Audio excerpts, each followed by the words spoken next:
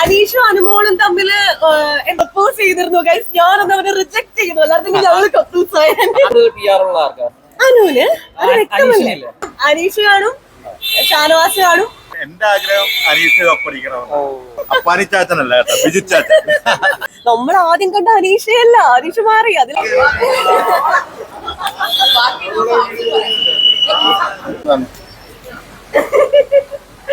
എന്തായാലും അനീഷ് കാണും, ഷാനവാസ് കാണും, അനു കാണും, നൂറ കാണും, ഞാനും കാണും. അത് കണ്ടോണ്ടിരുന്ന അവരെ പ്രോത്സാഹിപ്പിക്കാനായിട്ട്. ആദിലും കാണട്ടെ, വരട്ടെ. നൂറയ്ക്കാണ് എനിക്ക് തോന്നുന്നു കുറച്ചുകൂടി ഒരു ഇതുള്ളത്.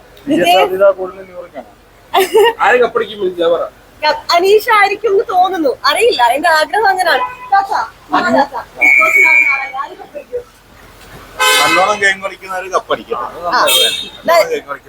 കൊറേ ആളുകളെ എന്റെ ആഗ്രഹം അനീഷ് കപ്പടിക്കണം. അനീഷ് കപ്പടിക്കണം.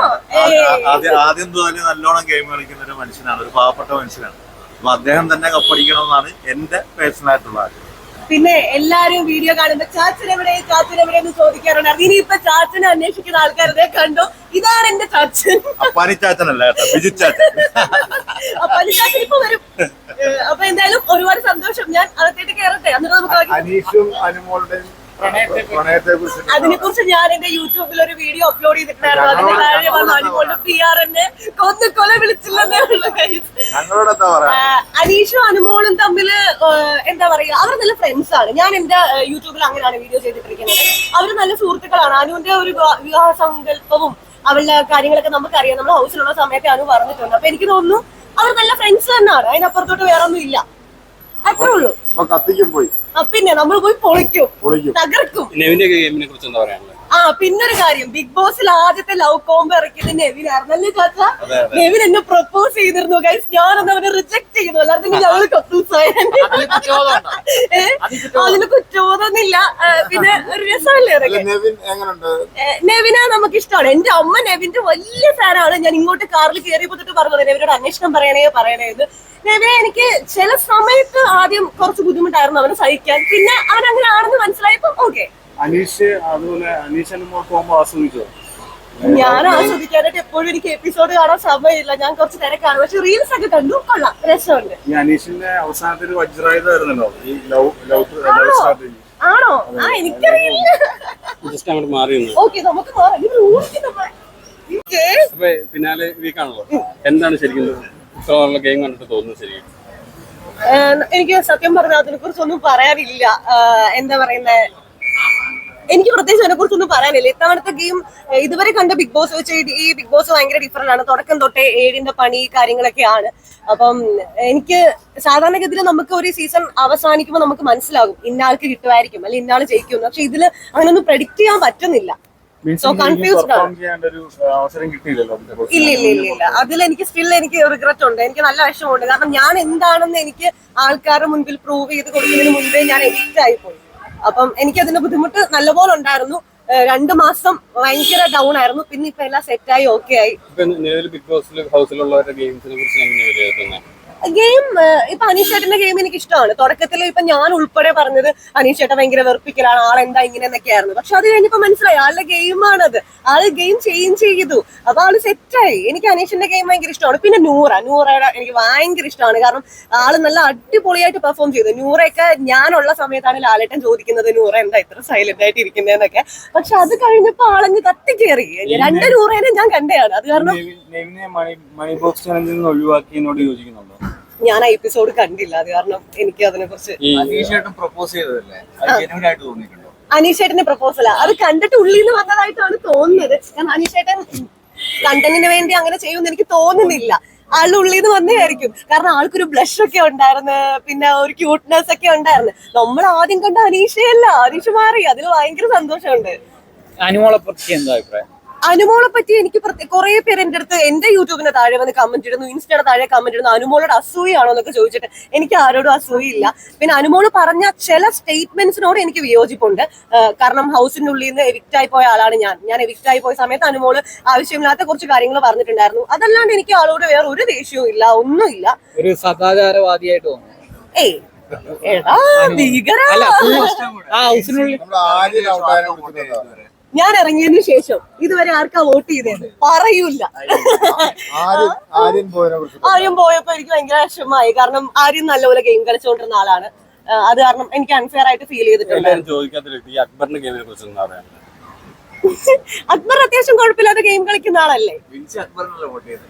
അല്ല, ഞാൻ ഓരോ ആഴ്ചയിലും ഞാൻ ഇതുപോലെ ഗെയിം നോക്കിയിട്ട് പെർഫോമൻസ് എങ്ങനെയാണോ അതനുസരിച്ചിട്ടാണ്. കാരണം ഡിസർവിംഗ് ആയിട്ടുള്ള ആളുകൾ ജയിക്കണം എന്നുള്ളതാണല്ലോ എന്റെ മനസ്സിലും അല്ല നമ്മുടെയൊക്കെ ആഗ്രഹം.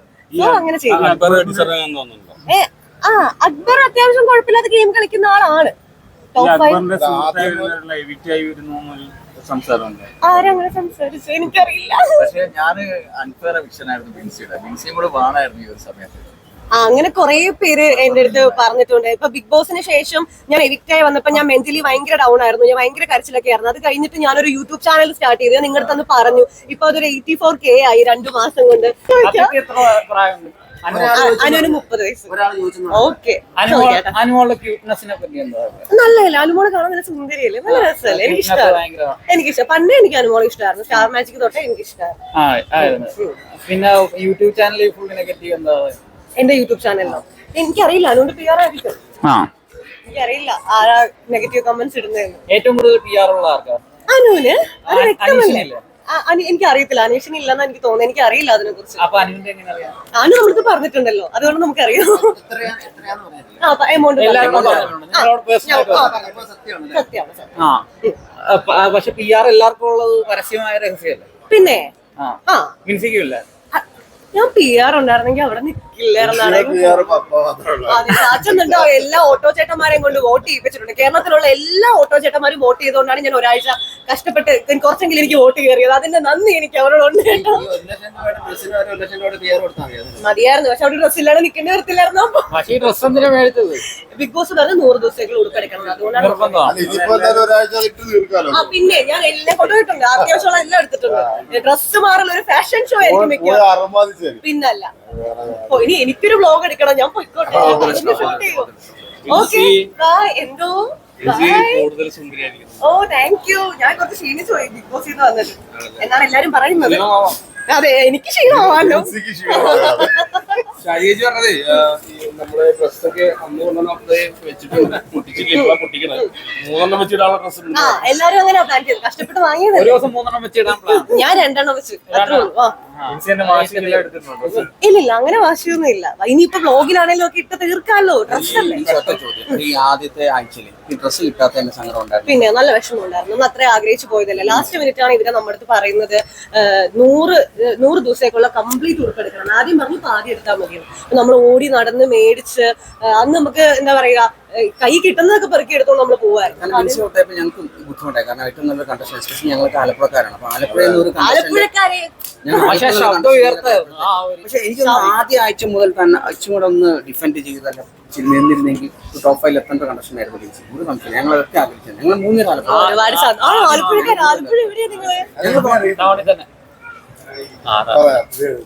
ഞങ്ങൾ മറ്റേ സാബുച്ചനും എടുത്ത് തന്നെ അയൽവാസികള് പറയാറുണ്ട് മിൻസിനെ കുറിച്ച്. സാരില്ല, നമ്മൾ തമിഴ് ബിഗ് ബോസിൽ പൊളിക്കും. മനസ്സിലായില്ലേ? നമ്മളല്ലേ ഒഴികയുടെ പരസ്യം.